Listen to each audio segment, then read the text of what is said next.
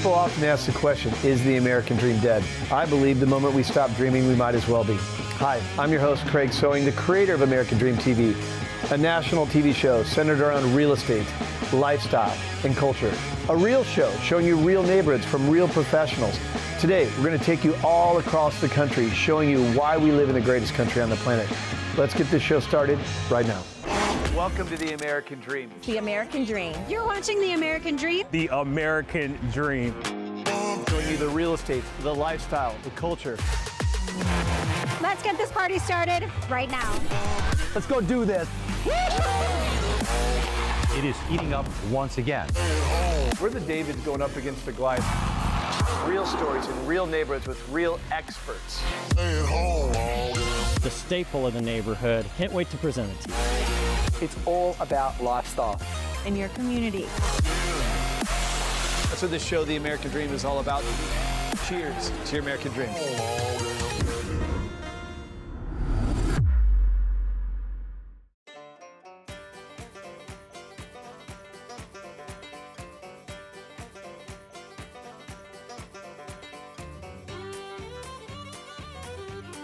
We're here at the Fowlerville Fair today. People come from all around to see this, and we're going to learn a little bit more about this. Welcome to the American Dream TV. I'm your host, Tina Peterson. So we're here today with Jen and Sean. They're going to tell us a little bit about the fair and how it happens and how it comes together and how many people come to it. So why don't you tell us a little bit about that? So the fair starts typically the building phase at the end of last year's fair. Coming together, it takes a lot of volunteer hours between the fair board members, superintendents, and 4-H clubs. We also have a junior ag club as well. All those people come together kind of building on what they have to kind of create this fair to make it happen. The number of attendees each year is tens of thousands. Well, I think Sean said it. Every year we improve on the last. 4-H's motto is to make the best better. And I think as you bring all of that energy together, we learn from and grow and enhance and create an even richer experience for the community year over year. We have a ton of talent that comes in and learns animal husbandry, raises animals, shows them, sells them at the fair. We also learn culinary arts, woodworking, and other types of welding, skill development in general. We had a cake decorating class with our club this year, and so all of that talent is on display within the youth show and then auctioned during the auctions. Saturday's still exhibit auction, today is the small animal auction, tomorrow's the large animal auction. So all of that effort that the kids commit throughout the year is on display, and then they are rewarded through the purchases made at the auction. Sometimes when people come to the fair, they kind of want to know what they're going to experience, and respectively, we have events and activities for everybody. From the thrill rides to the roller coasters to even some kind of walkthrough events. We have arts and crafts people can look through, and then even walking through all the animal exhibits. It's really can be a peaceful experience or as fun and thrill as you want to make it. We've just walked into the swine barn where we wrapped up the swine show just a little bit ago. So if you hear the swine squawking, it's because they're probably tired and hungry and a little bit done with the day. So as an adult, as a parent, and as a 4-H member, physicality-wise, we are hands-off. The kids are doing all of the work. We are offering them guidance that, to make things grow and do better.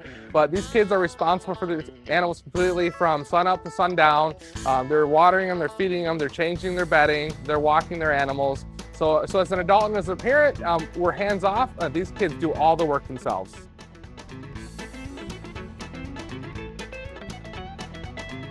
So we've just walked into the Still Exhibit Barn where we have hundreds of projects that were made by youth, predominantly in Livingston County. I think we've got a couple from outside of the county. These projects will all be sold on Saturday at the Still Exhibit Auction. And standing here with me is Hannah Harshbarger, the 2024 second runner-up Fair Queen, with her Still Exhibit project, which is Best of Show 4 homemade barbecue sauces. So there's something in that basket? Yep. 4 little barbecue sauces. Where'd you come up with the recipes? I started with them off Pinterest, and then I just kind of expanded on my own. What does Best of Show mean? Best of Show means it's one of the top 3 canned food items at the fair. Nice job, Hannah. Thank you. Here we have Brody Reister, yet another member of the Muddy Buddies 4-H Club, and my son. at 10 who created a repurposed cedar chest coffee table. Tell us what you did. I sanded the top down, I burned the US flag into it, and I burned stars into it. I had this woodworking instructor who helped me paint the bottom, and I had to sand the very bottom of it. And it's a really nice cedar inside.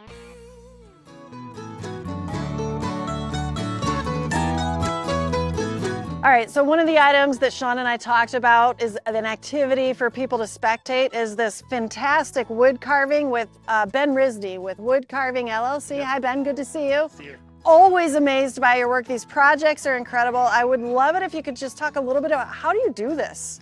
Well, it's pretty basic. I take a chainsaw and we carve away everything that doesn't look like the sculpture. So horse or fox or eagle. And what do you do with all of these? These all get auctioned off at the end of the fair. Oh, really? Yep. Okay. So this is a business and Yep, it's entertainment. The fair hires us in to entertain people, and then they get to bring home a souvenir at the end if they'd like. At this point, we've entered the area beneath the grandstand, which is where all of the open class exhibits are on display. And we have here a wonderful artisan who is demonstrating how she makes yarn out of the wool from sheep. Also standing here with me is the superintendent of the open class, open class. You got it. Ms. Dawn Bajan. Yeah, Did I pronounce yeah, that you properly? did that beautifully. That's the best I think I've ever heard it pronounced. And Dawn is new to the superintendent space and has brought new life and energy into this open class section, bringing exhibitors from all over Livingston County. A long time ago, I used to come out here when I was a little girl. This is my favorite area, coming under the grandstands and seeing what people created. And it was truly a childhood fantasy of mine to take over running this.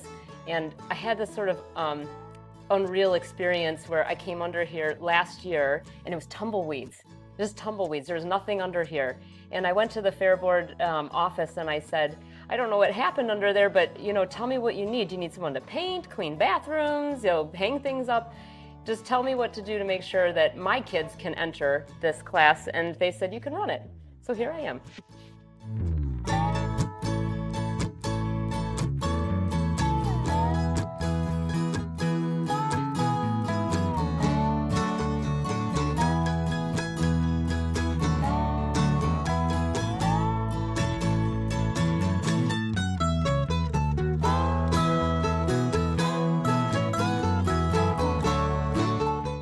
I hope you enjoyed today's episode of the American Dream TV. We created this show to combat negative media, to show that the American Dream is alive and well by showing you real stories in real neighborhoods. Thank you so much for watching the show, and cheers to your American Dream.